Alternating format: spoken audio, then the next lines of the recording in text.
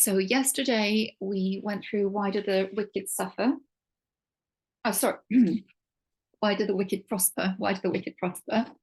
And now we're going to go through the explanations on it because we only read through the text. So bear with me while I take my glasses off and have a squint because I'm using a little copy today. As the Mishnah states in Avos, Abraham was given 10 tests which he passed in order for God to demonstrate how much he was loved. And that's from the Manoach Halavavot and the Pat Lechem. Alternatively, Hashem afflicts the righteous person in order to atone for his generation. His reward for this suffering will be a greater portion in the world to come. Okay, so that's from the day before that. Now, we referenced Eli, who was punished with poverty because he didn't protest the bad behavior of his children. So the backstory of this is that Eli, the high priest, had two children, Hophni and Phinehas, who failed to act in an esteemed manner, and Eli did not rebuke them appropriately. He was told that God would therefore remove the high priesthood from his family and that his family would be poor. So he actually had two consequences for his action or lack of action.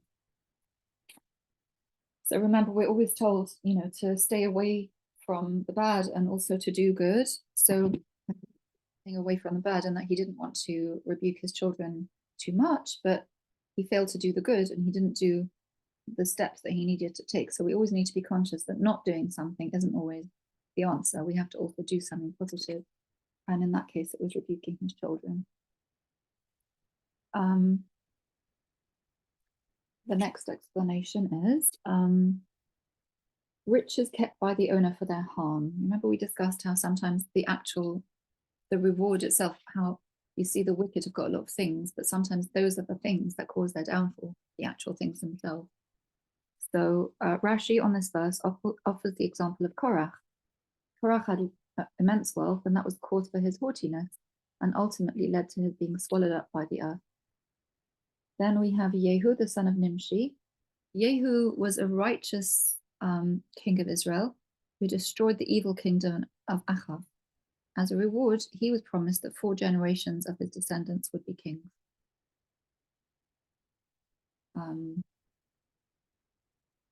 So that was on the pasuk about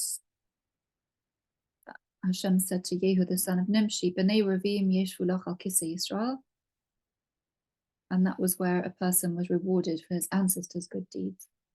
I don't remember learning that actually. Did we do that? Oh no, that was number 5, and we're not up to 5 yet. So that was the explanation on something we haven't quite covered yet. So we're now up to part of the text that we were up to, which is the 5th reason that wicked could prosper. So number 5 is that there are some wicked people who might be given good fortune due to an act of kindness that their father performed, and therefore it is fitting for God to be kind to the son as a result. I don't know if you've ever heard of the blessing of the Rothschild family, that there was once a Rothschild who was blessed by a very famous Rebbe. I have to look it up, I don't remember which Rebbe it was, that he would have great wealth for his generations. And generations of the Rothschild family after that did indeed hold on to the wealth and still do to this day, even though perhaps, some of the generations aren't even Jewish anymore or don't keep necessarily the Torah, but the wealth has stayed, the blessing had stayed in the family. And in that case, you can see that the ancestor was blessed for something and it carried on through the generations. A number of verses are now quoted as proof that God rewards a person's children for the deeds of their ancestors. And that's the bit about Yehu that we're coming to now.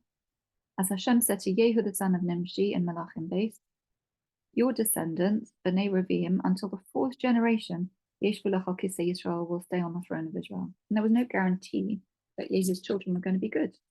But Hashem nevertheless gave him that guarantee. But Omar, and it says further, Mishalech b'tumah, one who walks innocently, Sadiq, is righteous. Ashrei banav acharav, unfortunate are his sons after him. But Omar, and it says further in Tehillim, Na'ar hayisi, I was a little boy, Gam zakanti, and I grew up. V'lo ro'isi tzadik ne'azav, and I have never seen a righteous man forsaken. V'zar'o mevakish lachem, and his children seeking bread.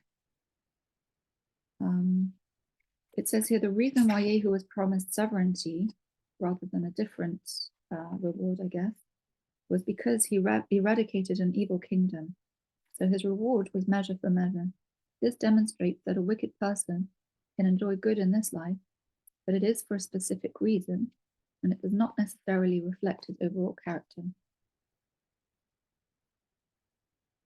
Okay, now we're coming to the sixth reason, unless there's any questions on the fifth one.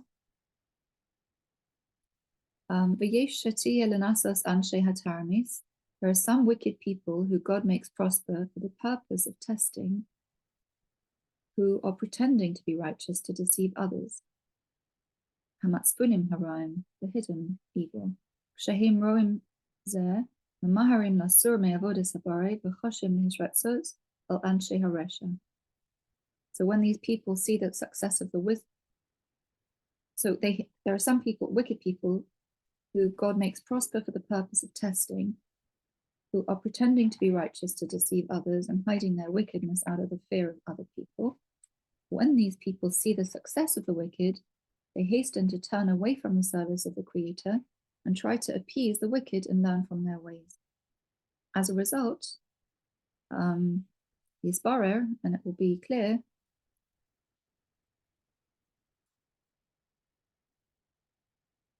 Hanavar lelokim, v'yisbar hanavar lelokim, v'yira'eh haneman ba'avodaso, v'stavlo al eis shesholten bo, u'mivayishin also, v'kabel sachar mehabore yisale al zeh. K'mo sheyadata me'inyan Eliyahu in Izebel, v'Yirmiyahu al marchidoro. I didn't understand all of that, so I'll translate it. I'll use their translation. So when these people see the success of the wicked, they hasten to turn away from the service of the Creator and try to appease the wicked and learn from their ways. As a result, it will become clear which people are wholehearted in their service of God and which are truly loyal in the service of God.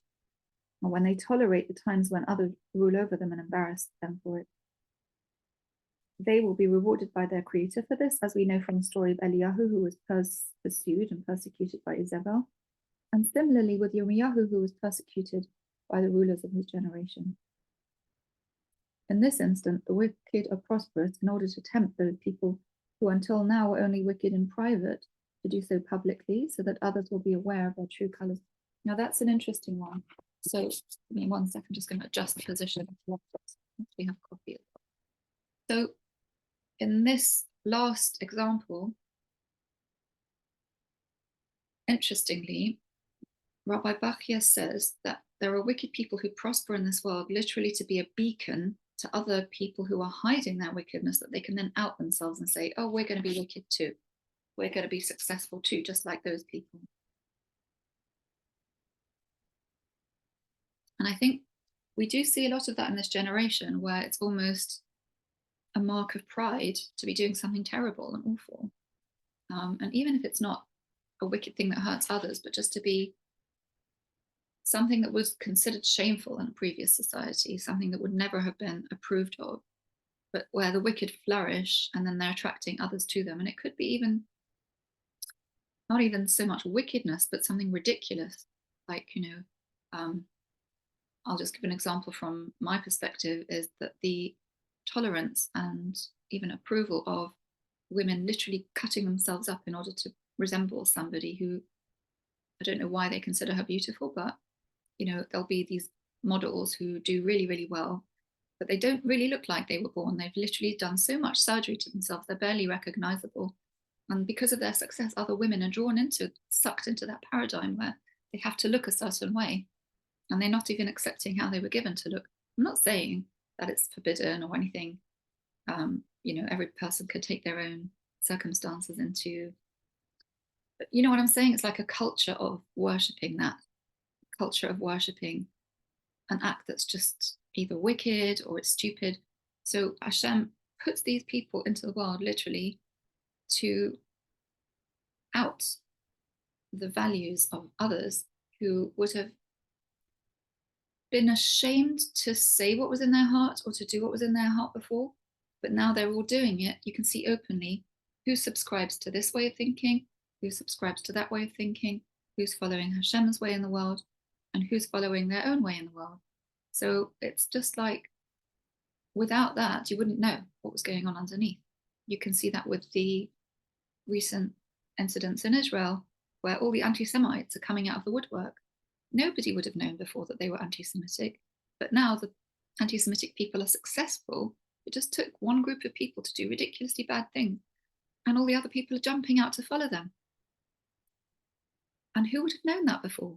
So it's reflecting the words of the Tehillim. When the wicked flourish like grass, it's Hashem is literally letting them come to the surface. It's like, when you boil soup and all the scum comes to the surface, so you can scoop it out all in one go. It's literally like that. Hashem is letting them all come to the surface so that it can be destroyed. Now, obviously, when it's stupidity, it's different than wickedness. We want the stupidity to be destroyed, not the people. The people, there's nothing wrong with them. They're just following something silly. But when it's something wicked, HaKadosh Baruch Hu actually wants those wicked people to be destroyed. And we see that in the bracha of Lamalshinim, which we say in the Amidah, where we really want to understand that we have to destroy them physically as well. And that's why we're supposed to go to war. So yeah, it's very relevant for this week, this chapter. So that they will be destroyed forever. Okay, let's see if there's any explanation on that. No, that was it. We've done that. And I think you'll be very happy about the next chapter that we're doing, because it's going to be a much more fun chapter, very positive. And it's about choosing an occupation, what you love doing. So that's going to be for after Shabbos. And in the meantime, I'm going to stop recording and wish you all a very good Shabbos and happy last day of Hanukkah. Thank you, Shulamit. Thank you, Shulamit.